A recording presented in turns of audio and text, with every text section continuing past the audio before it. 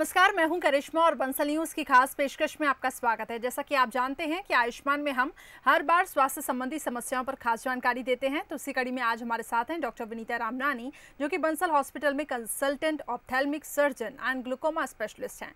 Doctor Vinita, आपका बहुत स्वागत है। नमस्कार। तो आज हम बात करेंगे मोतियाबिंद के बारे में, मोतियाबिंद की जांच और उसके इलाज के बारे में, जिसके बारे में जानकारी हमें डॉक्टर विनीता देंगी। साथ ही अगर आपकी भी इससे जुड़ी कोई भी समस्या है तो हमारे नंबर्स लगातार टेलीविजन स्क्रीन पे फ्लैश हो रहे हैं, आप इन पर कॉल कर सकते हैं और अपने सवालों के जवाब डॉक्टर विनीता रामनानी से ले सकते हैं। लेकिन जब आप कॉल करें तो अपने टीवी का वॉल्यूम म्यूट करें और उसके बाद ही आप अपना क्वेश्चन पूछ सकते हैं। तो चलिए शुरू करते हैं आज की चर्चा का विषय। डॉक्टर विनीता, सबसे पहले आपसे जानना चाहूँगी कि मोतियाबिंद आखिर क्यों होता है, इसके बारे में बताएं। करिश्मा, जो मोतियाबिंदु है ये आँखों में कॉमन बीमारी है, जिसमें कि हमारा जो नेचुरल लेंस है वो धीरे धीरे ओपेक यानी हेजी होने लगता है और मरीज को धीरे धीरे धुंधला दिखता है। और मोस्टली ये एजिंग की वजह से होता है। उम्र के हिसाब से हमारा जो पारदर्शी लेंस है वो अपारदर्शी हो जाएगा और मरीज को देखने में प्रॉब्लम होगी। और कई बार ये जो मोतियाबिंदु होता है वो उम्र के अलावा भी हो सकता है, जैसे कभी चोट लगी हुई है या कभी मरीज ने कोई दवाइयाँ इस्तेमाल की है जैसे स्टेरॉइड्स हैं, या कई बार मरीज की कोई सिस्टमिक बीमारी होती है जैसे डायबिटीज़ है, आर्थराइटिस है, तो ऐसे मरीजों को भी मोतियाबिंदु होने की ज़्यादा रिस्क रहती है। चलिए, तो ये हमने जाना कि आखिर मोतियाबिंद क्यों होता है। इससे जुड़े आपके अगर कुछ भी सवाल हैं तो आप हमारे नंबर्स पे कॉल कर सकते हैं। टेलीविजन स्क्रीन्स पे ये नंबर फ्लैश हो रहे हैं। डॉक्टर विनीता, ये बताएं कि मोतियाबिंद आखिर किस उम्र में देखा जाता है। जैसा कि मैंने बताया कि ये हमारा जो लेंस है वो धीरे धीरे अपारदर्शी होता है, तो ये अक्सर ओल्ड एज में यानी 40 साल की उम्र के बाद होता है। लेकिन ये बच्चों में भी देखा गया है, जिसको हम कॉन्जेनाइटल वैरायटी कैटरेक्ट की बोलते हैं। तो अगर उम्र का मोतियाबिंदु है तो हम उसको सेनाइल वैरायटी कहते हैं, जो ओल्ड एज वैरायटी है। और अगर वो 40 के पहले हो रहा है तो वो प्री सेनाइल वैरायटी है। इसमें अक्सर जो मरीज को कोई ना कोई कारण होता है जिसकी वजह से मोतियाबिंदु होता है। या तो वो जन्म का मोतियाबिंदु हो गया तो वो बहुत अर्ली एज में ही हो जाएगा, बाय बर्थ हो जाएगा। लेकिन अगर वो बच्चों में हो रहा है या 40 साल की उम्र के नीचे हो रहा है तो अक्सर इन लोगों में कहीं ना कहीं कोई चोट लगी हुई होती है जिसकी वजह से लेंस धुंधला हो जाता है, या फिर कोई दवाइयों का सेवन करते हैं, जैसे कि मैंने बताया कि स्टेरॉइड्स ड्रॉप्स डालने से या स्टेरॉइड की गोलियां खाने से मोतियाबिंदु हो जाता है। और कई पेशेंट्स को जैसे कोई शारीरिक बीमारी है जैसे आर्थराइटिस है, डायबिटीज़ है, तो उनमें जल्दी मोतियाबिंदु आ जाएगा। कुछ लोगों में ये जो मोतियाबिंदु है वो बहुत जल्दी आ जाता है। उम्र के पहले भी अगर उनको अल्ट्रावायलेट लाइट का एक्सपोज़र है, बहुत सनलाइट का एक्सपोज़र है, या उनके शरीर में एंटीऑक्सीडेंट्स की कमी है, इम्यूनो कॉम्प्रोमाइज्ड हैं, तो ऐसे मरीज हैं जिनको जल्दी आ जाएगा। कुछ मरीजों में आई इन्फेक्शन के बाद भी मोतियाबिंदु देखा गया है, जिसे हम कॉम्प्लिकेटेड वैरायटी ऑफ कैटरेक्ट कहते हैं, जो जैसे यूवियाटिस वाले पेशेंट्स में होता है। और कुछ मरीजों में सपोज उन्होंने कोई रेटिना का ऑपरेशन कराया हुआ है तो रेटिना के ऑपरेशन के बाद भी मोतियाबिंदु बनने की रिस्क बढ़ जाती है। जी डॉक्टर विनीता, ये बताएं कि अगर मोतियाबिंद हो जाता है इन केस, तो उसके सिम्टम्स क्या रहते हैं, कैसे हमें पता पड़े कि हमें मोतियाबिंद हो चुका है। जी बिल्कुल, ये आंखों की सबसे कॉमन बीमारी है और इसमें मरीज को उम्र के साथ में धीरे धीरे करके कम दिखता है।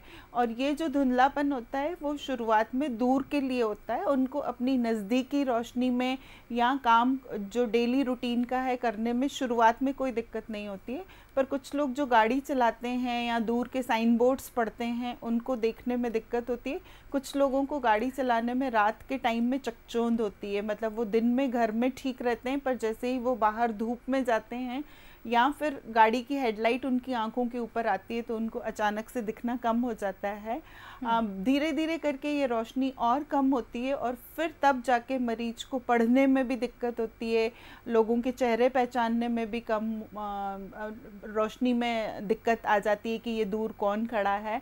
और कुछ लोगों को मल्टीपल इमेजेस दिखती है। अल्टीमेटली ये वाले पेशेंट्स जो हैं ये अपने चश्मे से सेटिस्फाइड नहीं होते हैं, उन्हें समझ में आने लगता है कि कहीं ना कहीं हमारा चश्मा धुंधला हो रहा है, या हमारी इमेजेस जो भी हम चीज़ देख रहे हैं उनको कलर कंट्रास्ट ब्राइटनेस कम लगने लगती है। कुछ लोगों को रंग फीके लगने लगते हैं, तो उनको आइडेंटिफिकेशन में प्रॉब्लम होती है। जैसे स्पेशली फीमेल्स होती हैं तो वो साड़ी का ब्लाउज अगर मैच कर रही हैं तो दिक्कत हो रही है। तो रंग फीके देखना, दूर की रोशनी धुंधली होना, ये कॉमन सिम्टम्स हैं। चलिए, तो ये हमने जाना मोतियाबिंद के सिम्टम्स, आखिर इसके सिम्टम्स क्या क्या रहते हैं। क्योंकि देखिए मल्टीपल इमेजेस अगर आपको दिखती हैं तो इजीली रिकॉग्नाइज हो जाता है कि आपको मोतियाबिंद है। और इससे जुड़ी अगर आपको कोई भी समस्या है तो मैं टेलीविजन स्क्रीन पे नंबर फ्लैश हो रहे हैं, आप उन पर कॉल कर सकते हैं। लेकिन जब आप कॉल करें तो अपने टीवी का वॉल्यूम कम कर दें। आगे हम जानेंगे कि मोतियाबिंद को दवाइयों द्वारा कैसे ठीक किया जा सकता है, इसका इलाज आखिर है क्या। तो ऐसे कई सारे सवाल हैं। तो चलिए डॉक्टर विनीता से हम जान लेते हैं कि क्या मोतियाबिंद को दवाइयों द्वारा ठीक किया जा सकता है, क्या इसका कोई इलाज है। करिश्मा, ये बहुत आम भ्रांति है और सब लोग चाहते हैं कि हमको कोई ड्रॉप्स प्रिस्क्राइब कर दीजिए और उससे हम मोतियाबिंद ठीक कर लें। और कई तरीके की ऐसी भ्रांति वाली एडवर्टाइजमेंट्स पेपर्स में या कहीं भी मरीजों को भ्रमित कर देती है। तो मैं ये कहना चाहूँगी करिश्मा, ये मोतियाबिंद का किसी भी ड्रॉप से इलाज नहीं होता है। एक्चुअली आपका जो लेंस हेजी हो गया है वो कभी भी ट्रांसपेरेंट वापस साफ नहीं होगा। अल्टीमेटली आपको सर्जरी करानी पड़ेगी और सर्जरी में जो आपका ये जो ओपेक लेंस है, जो हेजी लेंस है, उसको हटा के उसकी जगह पे नया आर्टिफिशियल लेंस लगाया जाता है।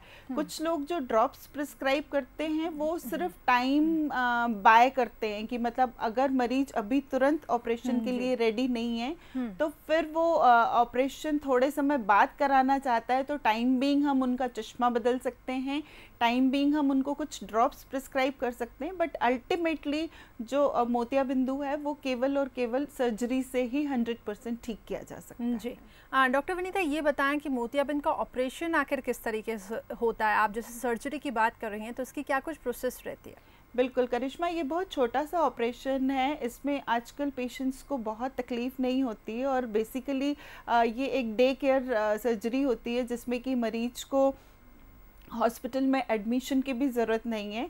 वो अपनी रूटीन पहले ओपीडी में जांचें करा के फिटनेस लेके, क्योंकि अक्सर ये हमारे जो मरीज़ होते हैं वो 40 साल से बड़े मरीज़ होते हैं, तो उनकी एक नॉर्मल ब्लड शुगर, ईसीजी और फिटनेस लेके फिर हम उनकी सर्जरी करते हैं। और जो सर्जरी है वो आजकल फेको पद्धति से की जाती है, जिसका आम रूटीन भाषा में लेज़र भी नाम प्रचलित है, जबकि वो मिसनॉमर है। इसमें हम मोतियाबिंद को छोटे छोटे टुकड़ों में डिवाइड करके निकाल देते हैं। तो जो चीरा लगेगा आँख में वो 2 मिलीमीटर या उससे भी छोटा लगेगा, क्योंकि वो मशीन द्वारा बाहर सक किया हुआ है। पहले ज़माने में जो आज से 20-25 साल पहले जो सर्जरी होती थी उसमें क्योंकि 8 मिलीमीटर का लेंस होता है तो हमको 8 मिलीमीटर का कट आँख में लगाना पड़ता था। और फिर ये 8 मिलीमीटर के कट को हम ऐसे ही नहीं छोड़ सकते, तो इसलिए स्टिचेस लगते थे। क्योंकि आजकल इंसिजन जो कट है वो आँख में बहुत छोटा हो गया है, तो इसलिए स्टिच लगेंगे ही नहीं, इसलिए मरीज को तकलीफ़ भी कम होगी और ये प्रक्रिया मशीन द्वारा काफ़ी सरल और आसान हो गई है। जी बिल्कुल। तो जो लोग ऑपरेशन के नाम पे डरते हैं, और जिस तरीके से डॉक्टर विनीता ने बताया कि इसका ऑपरेशन बहुत छोटा रहता है, इसलिए डरने की कोई ज़रूरत नहीं है। हमारे साथ एक कॉलर सत्यनारायण जी जुड़ चुके हैं भोपाल से। जी सर, आपका बहुत स्वागत है। क्या जानना चाहते हैं आप? चलिए, लगता है हमारा फ़ोन डिस्कनेक्ट हो गया है। आगे बढ़ते हैं। डॉक्टर विनीता, ये बताएं कि क्या फेको पद्धति मरीजों की आंखों के लिए सुरक्षित है, क्या ये सेफ़ है? बिल्कुल करिश्मा, ये जो पद्धति है वो हम कई सालों से इस्तेमाल कर रहे हैं। मेरे ख्याल से 20-25 साल से भी ज़्यादा साल हो गए हैं। और इसका सबसे बड़ा एडवांटेज है कि हम फोल्डेबल लेंस आँख के अंदर लगा सकते हैं। आजकल बहुत सारी वैरायटी के बहुत अच्छे अच्छे लेंसेज आते हैं। तो आजकल मोतियाबिंद की सर्जरी एक रिफ्रैक्टिव सर्जरी कहलाती है, जिसमें कि हम मरीज को एक नई रोशनी प्रदान करते हैं, जो बिना चश्मे के भी बहुत अच्छा देख सकते हैं, लिख पढ़ सकते हैं। तो फेको पद्धति से डरना नहीं है। अच्छी फेको मशीन, अच्छा सेंटर हो और अगर आपका एक्सपीरियंस्ड सर्जन हो तो मुझे नहीं लगता कि कैटरेक्ट सर्जरी से किसी को डरना चाहिए। और ये बहुत रिवार्डिंग सर्जरी है। इसमें इमीडिएटली पेशेंट को बेनिफिट दिखने लगता है। जैसे ही पेशेंट ने सर्जरी कराई और एक धुंधला लेंस हमने हटाया आँख के सामने से, तो पेशेंट वो क्लैरिटी खुद परस्यू कर सकता है, पेशेंट वो क्लैरिटी खुद एंजॉय कर सकता है। और क्योंकि मोतियाबिंदु दोनों आंखों की बीमारी है तो पेशेंट कंपेयर कर सकता है। सपोज उसने राइट आई की सर्जरी कराई है तो लेफ्ट में ऑलरेडी कैटरेक्ट है, तो वो लेफ्ट और राइट को कंपेयर करता है और वो इतना खुश होता है कि वो फिर बोलता है कि आप लेफ्ट की सर्जरी कब करना चाहते हैं, क्योंकि वो जो उसका फोबिया था, जो उसका डर था मोतियाबिंदु के ऑपरेशन को लेके, वो एक सर्जरी कराने के बाद उनको समझ में आता है कि इसमें कोई पेन नहीं होता है, ये पेनलेस बहुत छोटी प्रक्रिया है और इसमें रिजल्ट्स बहुत अच्छे हैं। ओनली थिंग इज कि सर्जन आपका एक्सपीरियंस्ड होगा तो आपके रिजल्ट्स बहुत रिवार्डिंग हो जाएंगे। जी, चलिए आगे हम इस पे और चर्चा करेंगे। इस वक्त हमारे साथ एक कॉलर आनंद जुड़ चुके हैं सीधी से। जी सर, आपका बहुत स्वागत है, क्या जानना चाहते हैं आप? जी सर, मैडम सर ये जानना चाहते हैं कि 12 मार्च को हम सिंगरौली नेहरू हॉस्पिटल में दाहिने आंख का ऑपरेशन करवाए थे मोतियाबिंद का। जी, तो ऑपरेशन तो बस सक्सेस बताया, चूंकि वहाँ भी चेक कराए थे, रीवा के संजय गांधी हॉस्पिटल में चेक कराए थे, तो बताया ऑपरेशन सक्सेस है और 20 नंबर वाला लेंस लगा हुआ था, 8,000 का आया था। लेकिन अब उसमें ऑपरेशन के 1 महीने तक तो हम ठीक थे, कोई दिक्कत नहीं हो रही थी। उसके बाद फिर प्रॉब्लम ऐसा होने लगा सर कि सुबह से और शाम तक हम बाहर नहीं निकल पाते हैं, घर का बल्ब नहीं जला पाते हैं, इतना ज्यादा रिफ्लेक्ट लगता है आंख में। जी, और गाड़ी चलाना तो असंभव हो गया है, हम दिन को भी नहीं चला पाते। टोपी लगा के बिल्कुल ब्लैक चश्मा लगाए रहते हैं, सामने का शीशा कुछ और बनाए रहते, तब हम गाड़ी चला पाते नहीं, और रात बिल्कुल नहीं में देख पाते। सामने लाइट पड़ जाए गाड़ी के ना, तब बिल्कुल अंधे जैसे आंख। जी, चलिए हम डॉक्टर विनीता से जान लेते हैं। देखिए सर, अगर आपको ये सब तकलीफें हो रही है, वो इंडिकेट कर रही है कि कहीं ना कहीं या तो आपकी आंख में सूजन है या फिर आपकी आंखों का दबाव बढ़ रहा है, तो प्लीज़ आप एक डॉक्टर को दिखाएं, आई स्पेशलिस्ट को। हो सकता है आप अपने सर्जन के पास जाएं, अगर आप उनसे संतुष्ट नहीं हैं तो आप किसी दूसरे सर्जन को दिखाएं, और आप अपनी आंखों का प्रेशर ज़रूर चेक कराएं कि कहीं आपकी आंखों का दबाव तो नहीं बढ़ रहा है और आपकी आंख में कोई सूजन तो नहीं है, क्योंकि ये 2 मुख्य कारण हैं जिसकी वजह से लग रहा है कि आपकी आंख में चकचोंध आ रही है। जी, चलिए बहुत बहुत शुक्रिया आनंद हमारे साथ जुड़ने के लिए। डॉक्टर विनीता, हमेशा से ही मरीजों को ये कन्फ्यूजन रहता है कि मोतियाबिंद का ऑपरेशन कब करवाया जाए। इसके बारे में हमने जाना कि ऑपरेशन कैसे होता है, लेकिन आखिर कब करवाना चाहिए ये बताएं। बिल्कुल, लोगों में ये आम भ्रांति है कि मोतियाबिंदु सिर्फ पकने के बाद ही निकाला जाता है। ये जो तथ्य है कि मोतियाबिंदु पकेगा फिर हम निकालेंगे, शायद आज से 30-40 साल पहले ठीक था, जिसमें कि हम मोतियाबिंदु को पूरा टोटल निकाल देते थे, तो जब वो पका हुआ रहता था तो उसको बाहर निकालने में आसानी होती थी। अभी जैसा कि आपकी स्क्रीन पे दिख रहा है कि मोतियाबिंदु को हम पहले छोटे टुकड़ों में डिवाइड करते हैं और फिर सक करते हैं, तो अगर मोतियाबिंदु बहुत ज़्यादा पक जाएगा तो फिर उसके ये जो छोटे छोटे पीसेस होंगे वो करने में एनर्जी ज़्यादा लगेगी और कॉम्प्लिकेशंस ज़्यादा होंगे। तो जो बिना टाके का फेको पद्धति द्वारा जो ऑपरेशन होता है उसके लिए आपको पूरा पकने का बिल्कुल भी इंतज़ार नहीं करना है। आजकल की जो प्रक्रिया है वो इतनी आसान हो गई है, तो जैसे ही मरीज को अपनी डेली रूटीन का काम करने में तकलीफ़ हो, अगर वो पढ़ाई करते हैं तो पढ़ने में दिक्कत है, अगर वो ड्राइवर हैं गाड़ी चला रहे हैं तो उनको दिक्कत है, तो वो अपनी डॉक्टर को दिखा के डॉक्टर की सलाह से सर्जरी करवा सकते हैं। मैं ये नहीं बोल रही हूँ कि जिस दिन हमने कैटरेक्ट को पहचाना उसी दिन सर्जरी होना चाहिए, लेकिन हाँ, आप 1-2 महीने के अंदर सर्जरी करा सकते हैं ताकि वो बहुत ज़्यादा न पके, और बहुत ज़्यादा डिले करने से हो सकता है कि कॉम्प्लिकेशंस बढ़ जाएं। तो जब आपको डॉक्टर सलाह देते हैं कि आपको कम दिख रहा है, आपको मोतियाबिंदु है, तो तब आप वो मोतियाबिंदु का ऑपरेशन करा लें। चलिए आगे हम इस पे और बात करेंगे। सुनीता हमारे साथ इस वक्त रायपुर से जुड़ चुकी हैं। जी सुनीता जी, बहुत स्वागत है, क्या जानना चाहती हैं आप? जी मैम नमस्कार। जी नमस्ते, क्या जानना चाहती हैं? मैम मेरे को आंखों में मोतियाबिंद बताया गया है जी, और मैंने जब कॉल किया तो मेरा जो प्रश्न था फिलहाल आप उसका जवाब दे ही रहे थे, पर मुझे यही जानना है कि ऑपरेशन के लिए मैंने 2 जगह दिखाया, तो एक जगह बोला तुरंत ऑपरेशन करा सकते हैं और दूसरी जगह बोला कि मतलब जब पक जाए, तो आपके हिसाब से क्या ज्यादा अच्छा? देखिए, आपको अगर आपको देखने में परेशानी हो रही है, आपका जो डेली रूटीन है, और जब आप डॉक्टर के पास चेक करने जाते हैं तो डॉक्टर आपको वो बोर्ड पढ़ने के लिए बोलते हैं, जो हमारा स्नेलेंस चार्ट होता है जिसको हम लाइट जला के आपसे वो रीड करवाने के लिए बोलते हैं। तो अगर आप वो पूरा बोर्ड नीचे तक की 7 लाइंस पूरी पढ़ पा रही हैं और आपको डेली रूटीन में चाहे पढ़ने में या जो भी आप काम करती हैं अगर दिक्कत नहीं है तो आप बिल्कुल रुक सकते हैं। पर अगर आपको वो लेटर्स पढ़ने में धुंधले दिख रहे हैं और आपको खुद को समझ में आ रहा है कि पहले मेरी नज़र बहुत ब्राइट थी, अच्छी थी और अब मेरी नज़र कम हो गई है और ये जो नज़र कम हुई है उसके लिए मोतियाबिंदु जिम्मेदार है, तो फिर हमें मोतियाबिंदु का ऑपरेशन करा लेना चाहिए। चलिए, बहुत बहुत शुक्रिया सुनीता जी हमारे साथ जुड़ने के लिए। तो चलिए वापस हम अपनी चर्चा पे चलते हैं। डॉक्टर विनीता, सबसे ज़्यादा परेशानी तो मरीज़ को लेंस का चयन करने में होती है। लेंस का चयन किस प्रकार से किया जाना चाहिए, क्या कुछ चीज़ें ध्यान में रखनी चाहिए और लेंस कितने प्रकार के होते हैं, ये बताएं। बिल्कुल करिश्मा, ये जो है आजकल हमारे पास बहुत डिफरेंट वैरायटी ऑफ लेंसेज हैं। अगर मैं एग्जांपल देना चाहूँ तो it's like purchasing a TV. तो जब हम टीवी खरीदने जाते हैं और हम कंफ्यूज हो जाते हैं कि हम कौन सी कंपनी की टीवी खरीदें, एचडी खरीदें कि नॉन एचडी खरीदें, और बहुत सारी वैरायटी। सेम ऐसे ही हमारे लेंसेज के भी टाइप्स होते हैं। जो पहले ज़माने में जब हम स्टिच वाली सर्जरी करते थे तो हम बिना मुड़ने वाला लेंस लगाते थे, जो हार्ड लेंस होता था और उसकी जो साइज़ होती थी वो 6.5 या 7 मिलीमीटर की होती थी। तो वो उतना इंसिजन से वो बिना मुड़ने वाला लेंस अंदर जाता था। वो आजकल कम प्रचलन में है और वो अक्सर कैंप्स में लगाए जाते हैं। ऐसे लेंसेज, हार्ड लेंसेज में स्टिच लगने की वजह से और इंसिजन बड़ा होने की वजह से उनको चश्मे के नंबर्स भी आते हैं और उनको जल्दी ठीक नहीं लगता है। उनको थोड़ा 2-4 हफ्ते, 6 हफ्ते लगते हैं तब मरीज को सही विज़न आ पाता है। कई बार वो स्टिचेस निकालने भी पड़ते हैं। इसके कंपैरिजन में आजकल हम लोग फोल्डेबल लेंसेज लगाते हैं। ये बहुत अच्छी वैरायटी के सॉफ्ट लेंसेज होते हैं और ये जो फोल्डेबल लेंसेज होते हैं ये 2 मिलीमीटर के इंसिजन से अंदर चले जाते हैं। जैसा कि आप अपने स्क्रीन पे देख पा रहे हैं कि वो मोनोफोकल वैरायटी या मल्टीफोकल वैरायटी हो सकते हैं। मोनोफोकल वैरायटी जो होती है उसमें मरीज को दूर के लिए अच्छा दिखता है लेकिन पास के लिए कंपलसरीली चश्मा लगाना पड़ता है। मल्टीफोकल वैरायटी जो है वो हमारे प्रोग्रेसिव चश्मे जैसी है। जो लोग चश्मा लगाते हैं उन्हें पता है कि अगर वो प्रोग्रेसिव चश्मा लगाते हैं तो उनको पास दूर दोनों एक ही चश्मे से दिखता है।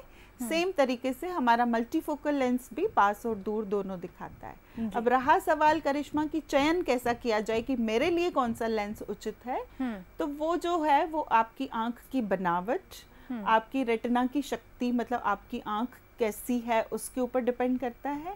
आपकी डेली दिनचर्या क्या है, आप कंप्यूटर ज़्यादा चलाते हैं कि आप ड्राइविंग ज़्यादा करते हैं, आप हाउसवाइफ हैं, तो आपकी डेली रूटीन, आपका प्रोफेशन, आपकी आंखों की कंडीशन और मोतियाबिंदु का टाइप और साथ में आपका पॉकेट डिसाइड करता है। क्योंकि जो इंडियन वैरायटी के लेंसेज हैं वो थोड़े से सस्ते हैं, इम्पोर्टेड वैरायटी थोड़े से महंगे हैं और मल्टीफोकल और महंगे हैं। जी, चलिए, तो ये हमने जाना लेंस के बारे में। एक कॉलर हमारे साथ अख्तर जुड़ चुके हैं रायपुर से। जी अख्तर जी, बहुत स्वागत है आपका। क्या जानना चाहते हैं आप? नमस्ते मैडम। जी नमस्ते, क्या जानना चाहते हैं सर? ये मैं 2 साल पहले में आँख का ऑपरेशन कराया था जी, तो फिर से धुंधलापन आ गया है। जो मोतियाबिंदु के ऑपरेशन के बाद कम दिखता है उसके 2 मुख्य कारण हैं। पहला कि आपने चश्मा नहीं लगाया है, दूसरा अभी आपके स्क्रीन पे दिखा था कि कई बार लेंस के पीछे जाला आ जाता है और वो जैसे 100 ऑपरेशंस किए तो करीबन 5 लोगों में वो जाला लेंस के पीछे जमा हो जाता है। तो आपको पहले अच्छा दिखता है और धीरे धीरे करके बाद में धुंध आ जाती है। वो 2 महीने से लेके 2 साल 5 साल कभी बाद में भी आ सकता है। तो आप अपने डॉक्टर को दिखाइए और अगर वो जाला है तो उस जाले को ओपीडी में ही बिना भर्ती किए हुए, बिना किसी ऑपरेशन के लेज़र से हटाया जा सकता है और उसके बाद आपकी रोशनी वापस ठीक हो सकती है।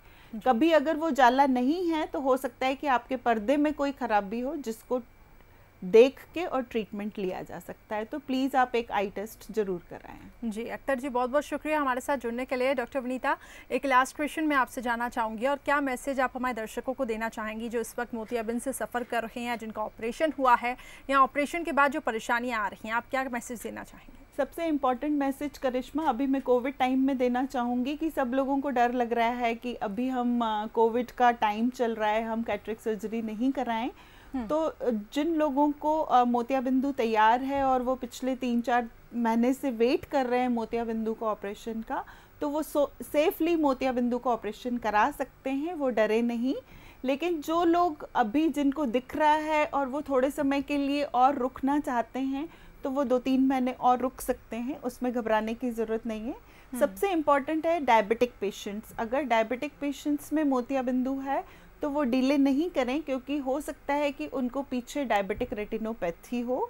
तो जो मोतियाबिंदु है बड़ी कॉमन बीमारी है, लेकिन उससे फैली हुई बहुत सारी भ्रांतियां भी हैं। तो जब भी वो किसी डॉक्टर को दिखाते हैं तो प्लीज़ वो अपनी सारी भ्रांतियों को क्लैरिफाई करने की कोशिश करें, क्योंकि मिथ्स बहुत ज़्यादा हैं कि ऑपरेशन के बाद नहाना नहीं है, ऑपरेशन के बाद 3 महीने तक ये नहीं खाना है। तो वो सब आप प्लीज़ उन मिथ्स पे मत जाइए। वो बहुत सारी भ्रांतियों को आप अपने डॉक्टर से क्लैरिफाई करें, डरे नहीं और निडर होके मोतियाबिंदु का समय रहते सुरक्षित जगह पे ऑपरेशन कराएं। जी, बहुत बहुत शुक्रिया डॉक्टर विनीता हमारे साथ जुड़ने के लिए, और आपने तमाम बहुत ही महत्वपूर्ण इन्फॉर्मेशन आपने हमारे दर्शकों के साथ शेयर की। Thank you so much. Thank you. तो इसी के साथ हमारी इस खास पेशकश में फिलहाल इतना ही। कल फिर हाजिर होंगे हम एक नई स्वास्थ्य संबंधी समस्या को लेकर, साथ ही आपको बताएंगे उसके उपाय। फिलहाल मुझे दीजिए इजाज़त, नमस्कार।